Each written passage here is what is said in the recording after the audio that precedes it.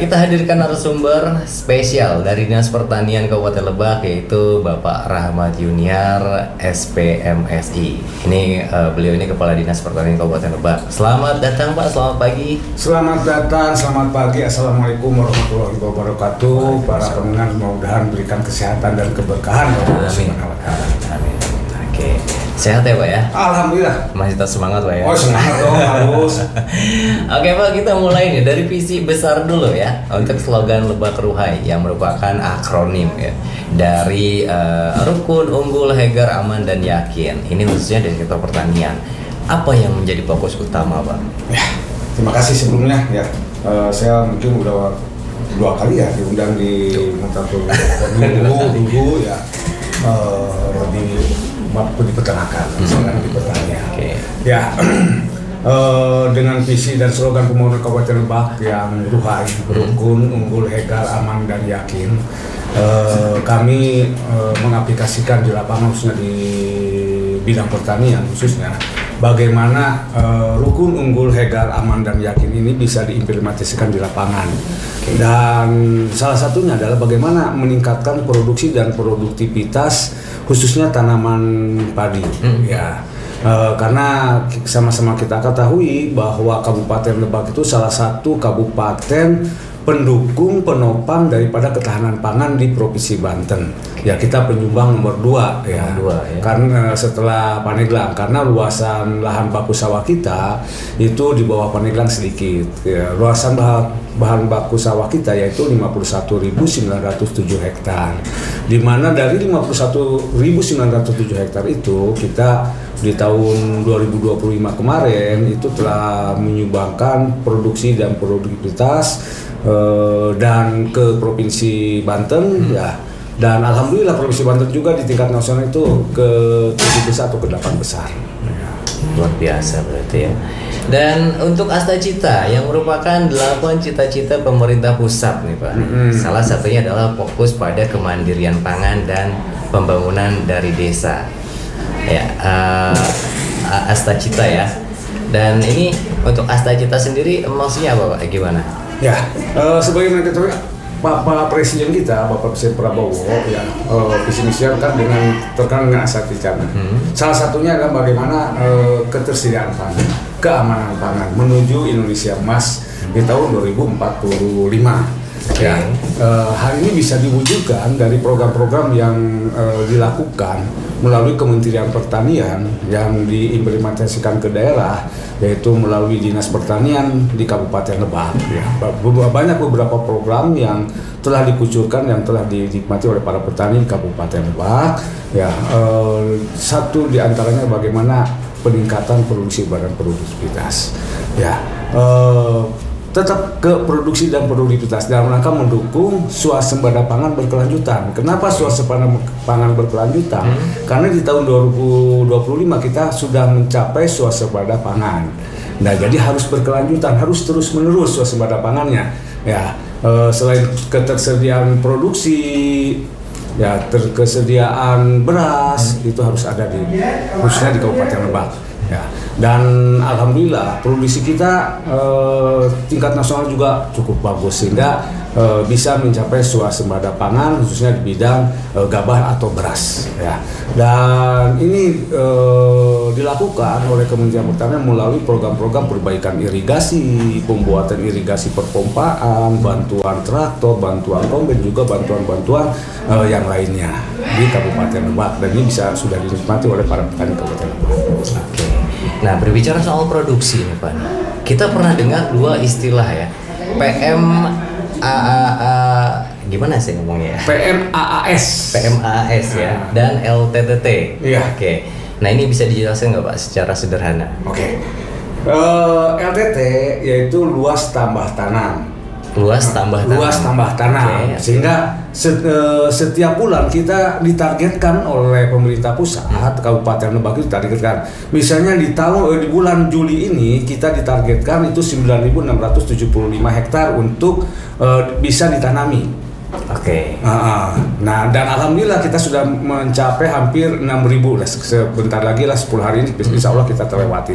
Ya. Sedangkan yang dinamakan PMAAS adalah salah satu program dari Kementerian Pertanian, yaitu pertanian modern advanced agriculture system, di mana sistem yang digunakan oleh petani modern yaitu menanam tanaman padi dengan sistem tabela, yaitu tanaman benih langsung. Tanam benih langsung, tabela itu. Jadi sistemnya kalau konvensional kan si benih itu ditanam di perbenihan dulu.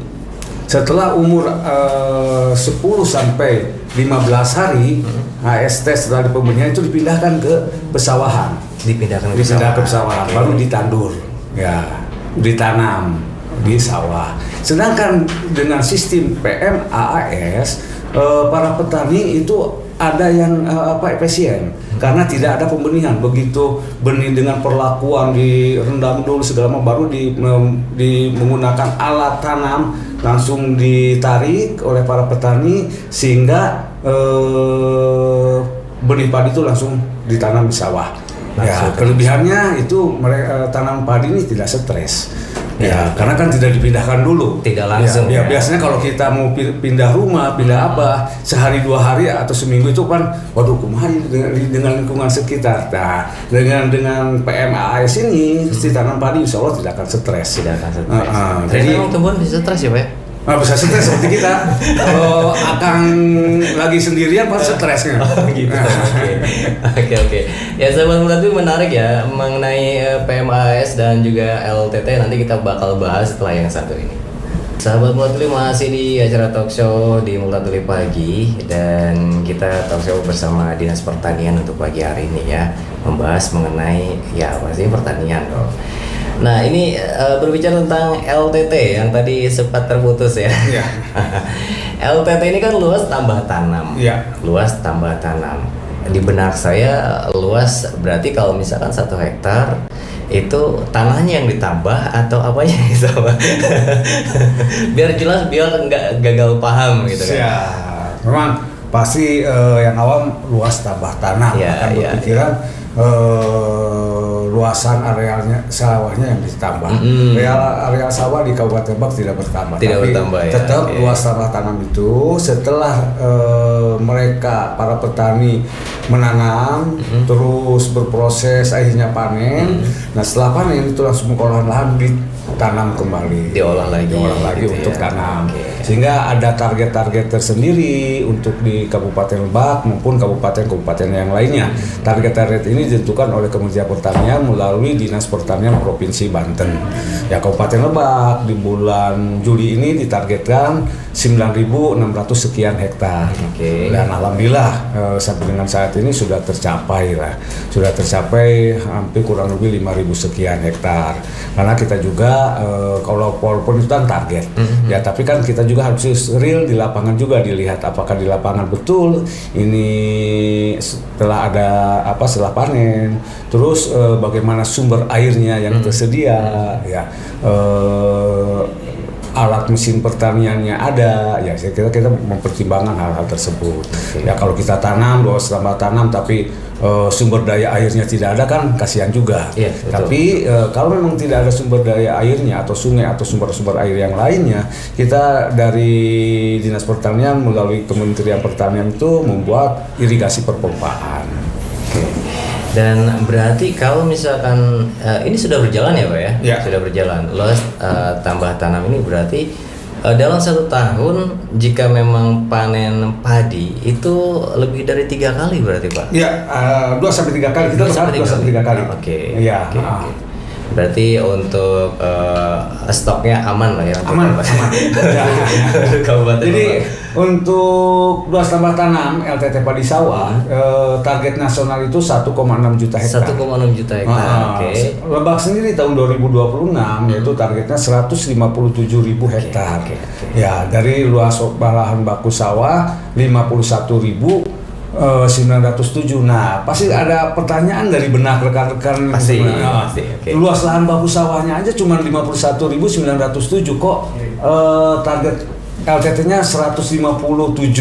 Apa nggak over itu ya? Nah, apa nggak over dari mana? Nah, itu dari IP indeks pertanaman. Kalau 1 kali tanam memang 51.907, 2 kali tanam 100 ribu hektar. Jadi dikalkulasi. Dikalkulasi dikali 3 kan, karena kita 3 kali tanam berarti kita 157. Ada sebagian yang 4 kali itu juga menggunakan Genja, dan alhamdulillah ya untuk capaian Kabupaten Lebak ya. April itu realisasinya itu 44.000 hektar. 44.000 hektar. Dan Juni 2026 kemarin, karena kenapa kok sekarang bulan Juli ngitungnya bulan Juni? Karena kan bulan Juli masih berjalan. Ya. Bulan Juni itu telah terrealisasi 74.762 hektar atau 47% dari target ya nasional yang telah ditargetkan untuk Kabupaten Lebak. Berarti untuk bulan Juli ini bisa dilihat nanti di Agustus ya. Di Agustus. Ya, gitu. Oke. Gitu. Nah kan untuk pertanian sendiri kan ada beberapa faktor yang menunjang ya. Seperti mungkin yang namanya bertani, kita butuh pupuk dan lain sebagainya gitu kan, irigasi dan lain sebagainya. Nah, hal-hal seperti itu tetap ada bantuan dari pemerintah gitu. Ya dalam rangka mendukung produksi dan produktivitas menuju swasembada pangan berkelanjutan, itu pemerintah melalui Kementerian Pertanian itu ada pupuk bersubsidi, ya di mana pupuk bersubsidi ini harganya kan udah 20% udah turun. Sudah turun ya. Turun. Oke, ini kabar baik nih. Terus bantuan benih unggul, juga bantuan alat mesin pertanian untuk mengolah lahan, dan juga bagaimana perbaikan irigasi. Dan alhamdulillah ya Kabupaten Lebak itu mendapatkan bantuan dari Kementerian Pertanian, irigasi perpompaan, irigasi tersier, irigasi perpipaan, itu yang tersebar. Itu sudah tersebar. Dan juga maaf nih para pendengar setia Multatuli FM ya. Betul.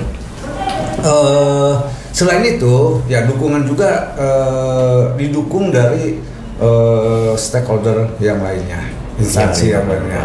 Seperti kita untuk padi itu didukung oleh TNI, oleh Kodim. Kita bekerjasama dengan Kodim. Sedangkan untuk penanaman jagung itu bekerjasama dengan Polri ya, di mana kita dengan Polres Kabupaten Lebak. Dan untuk bawang merah ya di Lebak Asih itu kita bekerjasama dengan Kejaksaan. Dengan Kejaksaan. Iya, ada. Nah, sehingga dukungan ini dapat meningkatkan produksi dan produktivitas ya gitu. Dan alhamdulillah sampai dengan saat ini ya produksi gabah kering panen atau GKP di Kabupaten Lebak ini dari target 691.000 ton ya, target di Kabupaten Lebak kita di sampai dengan bulan Juni telah tercapai 475.000 ton gabah kering giling, dan alhamdulillah ini kita surplus lah. Ini strateginya luar biasa nih Pak Kadis nih ya. Tapi kita juga mendengar kabar tentang kekeringan saat ini. Nah, itu bagaimana kondisi di lapangan, Pak? Nah, betul ya, hampir 2 bulan ini kita tidak turun hujan. Betul. Dan jangankan bukan hanya di Kabupaten Lebak, di seluruh Indonesia mungkin terjadi kekeringan.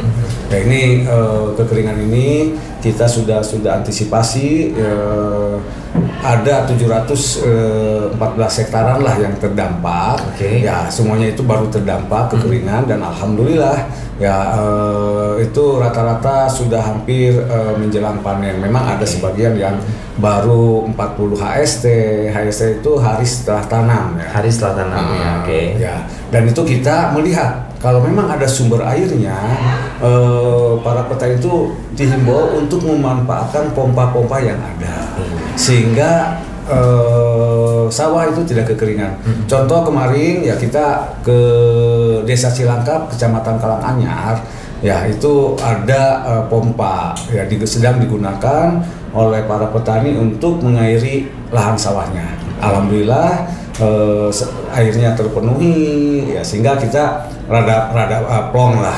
Ya, dan alhamdulillah juga ya hari kemarin ya 3 hari yang lalu sebagian ada yang hujan juga turun. Iya, ya, hujan turun. Tempatnya juga hujan turun, Pak. Walaupun cuma basahin doang gitu ya. Nah, untuk Kira-kira kalau mengenai luas nih Pak, itu luasnya sampai berapa hektar dan mungkin ada beberapa kecamatan mungkin Pak?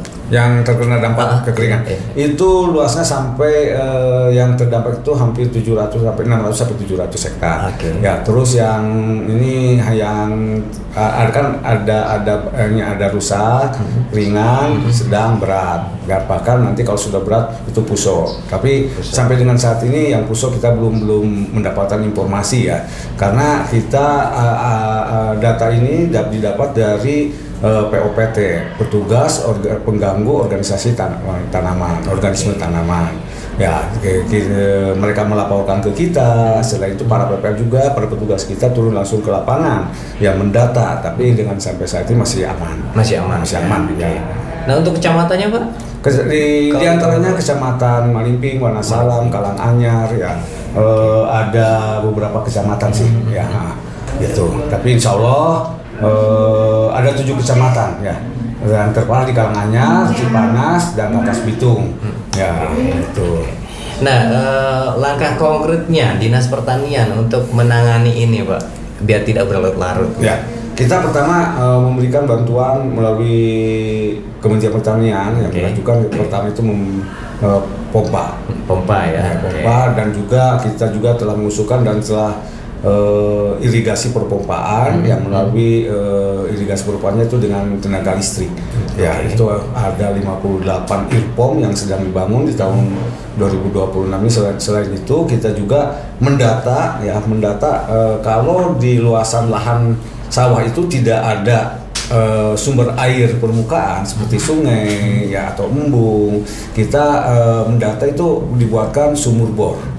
Ya, dan kita sedang mengajukan ke Kementerian Pertanian. Siap.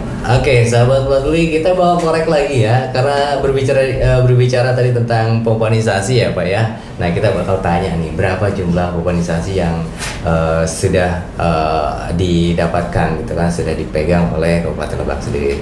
Jadi kita stay di 89.1 FM. Ya, 89.1 FM, cerdas, informatif, dan solutif. Masih barengan habis di talkshow pagi hari ini di Multatuli Pagi, masih bersama Dinas Pertanian, Bapak yang terhormat yang sudah melakukan waktu. Yang ternyata memang setelah ini ya, sahabat Multatuli, itu harus ke lapangan ya. Saya pengennya lama-lama gitu. Tapi ternyata ya dengan senang hati lah kita, karena memang sudah meluangkan waktu di sela aktivitas yang cukup padat ya. Nah Pak, kita berbicara tadi mengenai pompanisasi ya. Siap. Nah ini kira-kira sudah ada berapa pompa yang memang sudah disalurkan Pak? Oke. Pompa air. Ya, jadi untuk irigasi ini, untuk pompa itu ada 2 ya. Ada 2 jenis. Yang pertama itu pompa mobile.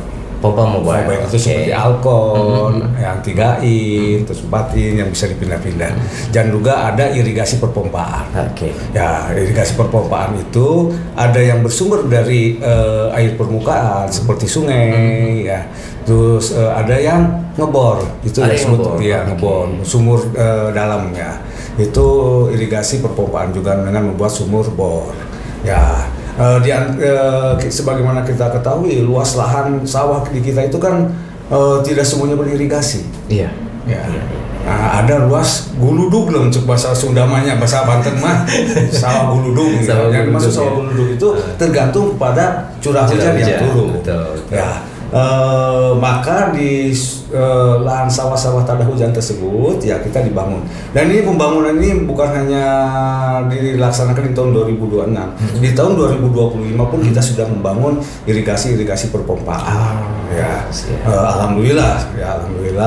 Dan di tahun 2026 ini kita ada irigasi perpompaan, khusus perpompaan ya. Yang tadi itu yang bisa bersumber dari sumbernya dari air permukaan, mulai sungai juga dari dalam. Tapi kita juga memperhatikan CAT, cekungan air tanah. Takut gini, setelah geolistik, setelah ini ternyata di dalam tanah itu tidak ada air. Nah, kan sia-sia. Ya, maka perencanaannya itu harus betul-betul matang. Okay. Ya, sekarang sebelum ini kita dilihat dulu, di geolistik, dilihat sebelum pengeboran. Takutnya setelah ngebor pindah lagi kan akhirnya biaya betul. tidak berguna ya, sehingga ini harus betul-betul ya. Itu ada di 28 titik ya. 28 titik. Ya, 28 titik untuk irigasi perpompaan yang tersebar di beberapa kecamatan. Ya. Juga ada 74 pompa mobile. 74 pompa mobile, 74 unit ya. Dan kita masih meminta bantuan ke Kementerian Pertanian. Ya, dalam rangka mendukung itu ya. Itu. Berarti kan Pak, kalau misalkan pomponisasi ini dibagi dua ya, seperti pompa mobile sama pompa yang dibor. Kalau untuk yang pengeboran itu kan berarti kan permanen ya Pak ya? Yeah. Oke, permanen. Kalau untuk yang mobile, berarti kan ada petugas khusus nih Pak nih. Ya kan? Nah, boleh dijelasin Pak nih. Ya, jadi untuk yang mobile itu diberikan bantuan kepada kelompok. Jadi petugas khususnya adalah para petani pejuang ketahanan pangan di Kabupaten Lebak. Mereka membawa, mengoperasionalkan gitu. Jadi petugasnya itu dari petani sendiri. Tapi pasti sebelum mereka terjun langsung ke situ berarti ada pendampingan dulu. Ada pendampingan karena kita juga di lapangan punya petugas ya, penyuluh pertanian lapangan yang dulu itu ada di bawah pemerintah daerah Kabupaten Lebak, PPL itu. Tapi setelah tahun 2020 Januari berdasarkan Impres nomor 2 tahun 2025 itu mereka telah ditarik ke Kementerian Pertanian ke pusat. Tetapi pekerjaan mereka itu ada di wilayah Kabupaten Lebak. Bagaimana program-program dari kementerian itu bisa berhasil di Kabupaten Lebak? Salah satunya itu para PPL itu penyuluh pertanian lapangan. Di Kabupaten Lebak penyuluh pertanian lapangan ini itu ada 153 orang. 153 orang. Iya, tersebar. Tapi kalau kita lihat dari jumlah desanya, ya 344 masih kurang sih sebetulnya.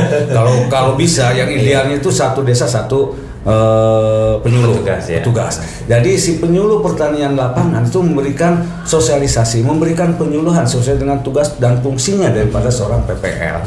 Ya, mereka memberikan penyuluhan bagaimana cara penggunaan mengoperasionalkan pompa ini, ya bagaimana cara budidaya padi yang baik dan benar, apalagi dengan ada program PMAAS itu. Nah berarti kan memberikan pendampingan juga petugas PPL ini ya. Iya. Pendampingan teknis dan juga mengatur jadwal gilir air berarti Pak. Betul. Nah itu dalam periode berapa kali sekali Pak? Ya, kita dilihat dari sesuai dengan kebutuhannya di lapangan itu ya, dengan kebutuhan. Karena harus diketahui juga padi itu bukan tanaman air. Iya. Tapi tanaman yang membutuhkan air dengan pengairan yang macak-macak, basir, kering enggak, macak-macak. Itu yang diharapkan oleh Pak tanaman padi sebetulnya. Kenapa akan tumbuh dan berkembang? Sehingga haruslah dilakukan, apalagi dengan musim kemarau dengan ketersediaan air yang sedikit berkurang, itu harus dilakukan pengairan berselang atau intermittent. Dengan demikian sawah terairi, efisiensi penggunaan air juga tercapai. Gitu. Nah untuk pemantauan sendiri Pak nih, itu rutin setiap sebulan sekalikah atau berapa dalam periode tersebut itu? Untuk musim kemarau dan musim-musim yang lain para PPL, para petani didampingi para PPL itu setiap hari memantau ke lapangan. Tapi kan jumlahnya Pak? Betul, jumlahnya banyak tapi kan kita punya inovasi ya, adanya dengan dibantu oleh Mantri Tani Desa. Mantri Tani Desa yang ada setiap di desa-desa itu, sehingga informasi segala macam itu terus diberikan di lapangannya. Ini sebentar Pak, untuk komoditas kira-kira apa saja nih di Lebak yang paling terdampak kemarau? Komoditas yang paling terdampak itu terutama padi ya, pasti padi. Yang kedua jagung, kan kita juga ada program penanaman jagung ya, bekerja sama dengan Polisi Republik Indonesia ya, melalui Polres Kabupaten Lebak. Ya, yang selanjutnya mungkin tanaman palawija yang lainnya, tapi jumlahnya tidak banyak ya. Ya mudah-mudahan musim kemarau ini bisa segera terlalui sehingga produksi dan produktivitas padi khususnya itu bisa tercapai. Apalagi dengan adanya kita lebak niaga ya, betul, risk milling unit yang siap Dinas Pertanian mendukung dalam hal penyediaan gabah oleh para petani. Dan alhamdulillah serapannya cukup keren lebak niaga. Luar biasa emang. Dengan adanya lebak niaga ini mantap. Dan beras yang dihasilkannya pun pulen. Karena itu Pak tiap hari saya pakai lebak niaga. Nah itu. Cuma ada dua ya Pak sekarang ya, lebak niaga sama apa satu lagi Multatuli atau apa ya? Kemarin itu ada di alun-alun gitu kan, ada standnya gitu. Nah di situ juga ada di selain lebak niaga gitu. Oke, teknologi atau inovasi pertanian apa yang didorong untuk membantu petani bertahan saat musim kemarau seperti sekarang ini nih Pak nih? Contohnya mungkin seperti irigasi, benih tanam kering atau lain-lainnya. Ya tadi kan salah satunya dengan inovasi PMAAS yang menerapkan sistem irigasi intermittent, pengairan yang intermittent ya. Dan juga selanjutnya bagaimana cara menggunakan benih bibit padi unggul usia genjah. Ya, yang terus ada juga varietas-varietas yang tahan ya untuk tanam padi sehingga pada saat kekurangan air itu mereka bisa bertahan tanam padinya itu. Ya, dan salah satunya yaitu bagaimana caranya para petani ini menyediakan para dinas pertanian, pemerintah Kabupaten Lebak mulai dinas pertanian mendukung terhadap ini. Ya salah satunya dengan pembagian pompa yang melalui bantuan dari pemerintah daerah dan dari Kementerian Pertanian. Ada yang sudah ikut gabung di layar WhatsApp di 0811 86 8900 nih. Terima kasih untuk Kang Rido. Ini Pak, izin ya Pak ya. Kalau petani padi di daerah Rangkas Bitung, kalau kemarau panjang gini bantuan air atau pompa dari Dinas Pertanian ada nggak? Tepatnya di mana? Kalau di sini sih daerah Rangkas Bitung, daerah tersebut luas ya. Iya. Oke, di satu titik aja Pak kalau misalkan. Kalau di Rangkas Bitung ya itu ada di Malangbong ya, Cicoro Pasir yang bantuan irigasi perpompaan. Terus ada di Sukamanah juga, ada di saya lupa lagi, ada 3 lah. Ada 3 untuk IRPOM ya, untuk IRPOM dan juga bantuan-bantuan pompa mobile juga. Nah, untuk cara ngajuinnya Pak gimana? Kalau yang belum ada ya? Kalau yang belum ada itu melalui proposal. Melalui proposal melalui PPL-nya, penyuluh pertaniannya, ya langsung nanti ada mekanismenya. Ya apalagi tahun ke depan mulai sekarang ya ke depan itu lebih enak lagi karena ada e-banper ya, ada pengajuan proposal melalui elektronik ya, itu dilakukan oleh para PPL yang masuk langsung ke aplikasi. Ya, ada aplikasinya. Jadi intinya ajukan melalui penyuluh pertanian lapangan setempat yang buat proposalnya. Terus luas lahan sawahnya juga ada, dan paling penting si kelompok taninya itu tercatat di sistem penyuluhan pertanian Simrutan. Jadi kalau misalkan tidak tercatat? Ya kan kita bantuannya itu kan harus melalui Simrutan, harus tercatat harus ke kelompok. Siap. Nah, jadi itu ya sahabat Multatuli tahapannya untuk kalian yang ingin mengajukan. Kalaupun memang di tempatnya itu belum ada ya, belum dapat bantuan pompa air dan lain sebagainya. Tahapannya ikuti, jadi buat proposal terus kirim ke apa tadi Pak? Penyuluh pertanian lapangan melalui koordinator BPP-nya. Setelah itu nanti kan dikirimkan ke Dinas Pertanian. Dinas Pertanian juga mengirimkan ke provinsi, dari provinsi ke BRMP. Insya Allah di BRMP langsung di Kementerian Pertanian. Langsung di follow up tuh ya. 0812 3376 sekian Pak, komoditas apa yang paling cocok ditanam di Lebak saat musim kemarau supaya tetap bisa panen dan tidak rugi? Terutama sumber airnya dulu. Tapi kan Pak ini ceritanya lagi kemarau nih Pak nih. Lagi kemarau, betul. Walaupun jadi gini, ya yang namanya tanaman kan makhluk hidup, pasti membutuhkan air, ya. Yang terpenting tanaman-tanaman seperti sayur-sayuran, kangkung, ya, yang dapat tidak terlalu lama, ya, umurnya itu bisa ditanam di menjelang musim kemarau ini. Sehingga dengan demikian para petani itu tidak rugi. Apalagi harga kangkung juga kan sekarang lumayan juga tinggi. Iya. Ya, kalau sebetulnya tanaman cabai itu di musim kemarau juga bagus, tapi ketersediaan air yang ada sumber airnya, ya cabai rawit, karena pasti hasilnya bagus, ya cabai.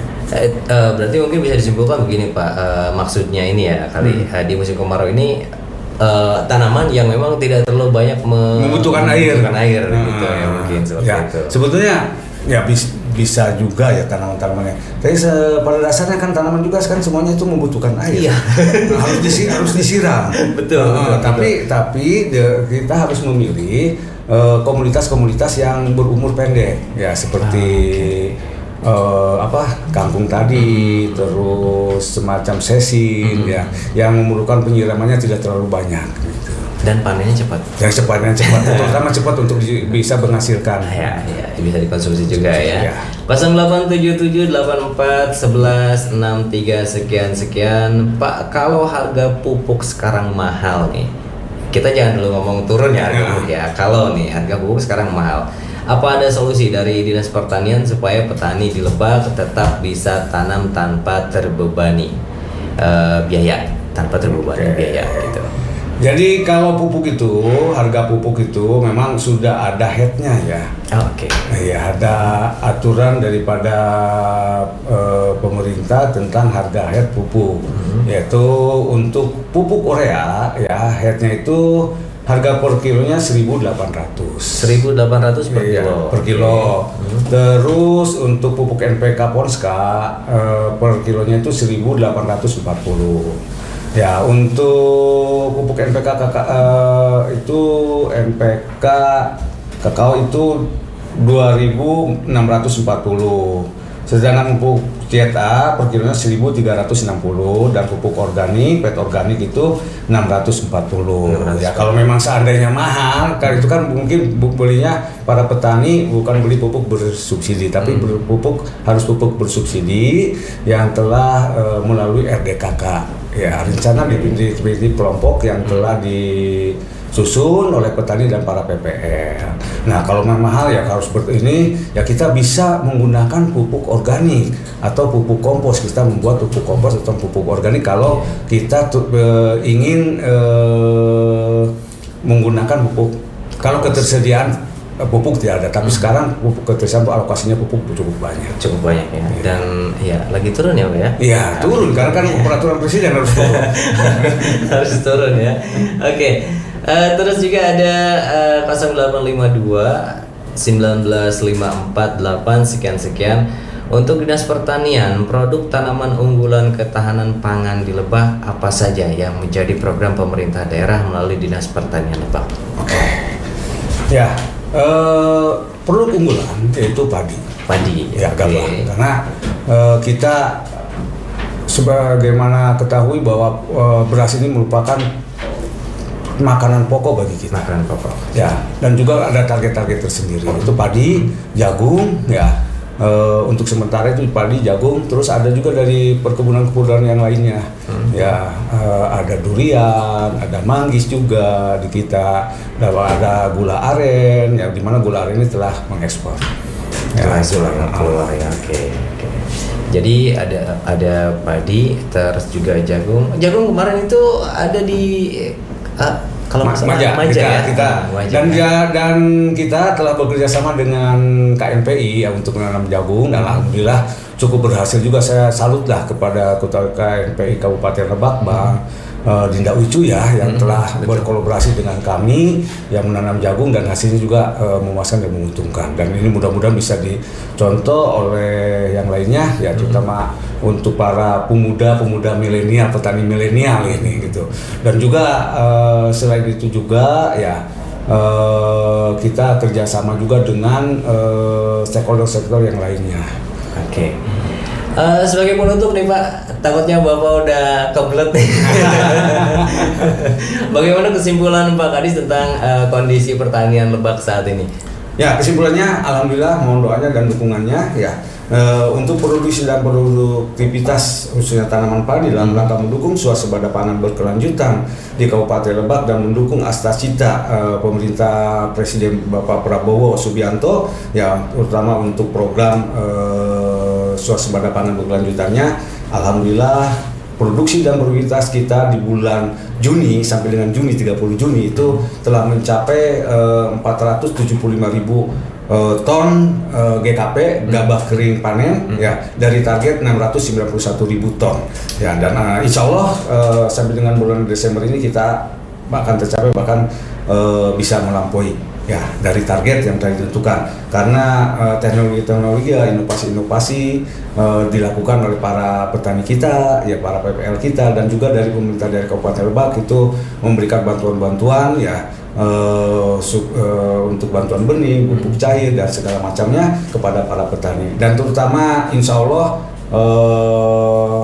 petani di Kabupaten Lebak, PPL di Kabupaten Lebak, dan Dinas Pertanian itu kita punya semboyan ayu ting ting bawa opak, yang penting kita kompak. Luar biasa berarti. Ya, Kabupaten Lebak ini memiliki modal besar ya untuk mencapai swasembada pangan ya. Semangat Lebak Ruhai dan Astacita juga untuk mendorong kita terus berinovasi dengan program seperti PMAS ya tadi Pak ya.